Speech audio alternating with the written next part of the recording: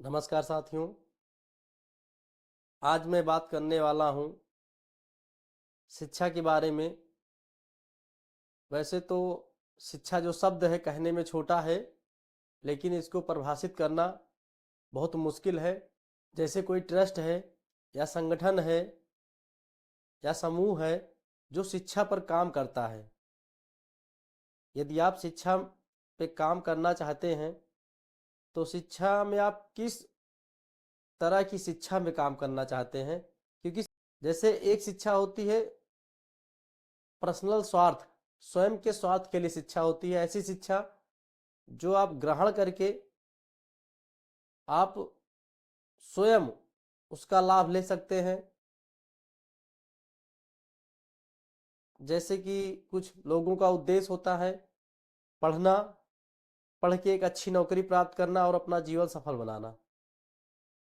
उस शिक्षा का मतलब यह नहीं होता कि पढ़ के अपने समाज के लिए कुछ करना उस शिक्षा के माध्यम से। ऐसी शिक्षा होती है जिसमें आप स्वयं पढ़ के आप नौकरी पा जाएंगे और आप की अच्छी खासी वेतन हो जाएगी, तनख्वाह हो जाएगी, जिससे कि आप अपना अच्छा खासा जीवन व्यतीत कर सकते हैं। उस शिक्षा से आपको समाज से कोई लाभ होने वाला नहीं है। एक शिक्षा ऐसी होती है, सामाजिक शिक्षा होती है, जिसमें आपको समाज के बारे में ज्ञान होता है, समाज के इतिहास के बारे में ज्ञान होता है, समाज के वर्तमान समय में क्या चल रहा है समाज में उसके बारे में ज्ञान होता है। और इस शिक्षा से बहुत ही मुश्किल है कि आप नौकरी पा जाएं, लेकिन ऐसी शिक्षा जिससे समाज का भला हो।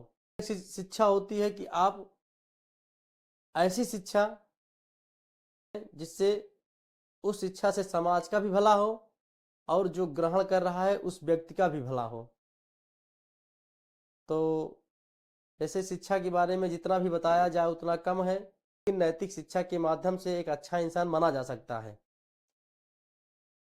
तो मैं प्रत्येक संगठन, समाज को ये चीज़ कहना चाहता हूँ कि यदि आप शिक्षा पे काम करना चाहते हैं तो पहले तो आप शिक्षा का विभाग अलग अलग कर लीजिए कि आपको कौन सी शिक्षा कब किसको देनी है और कौन सा व्यक्ति कब किस शिक्षा की योग्य है और उसको कब कौन सी शिक्षा में उसकी अपनी रुचि है।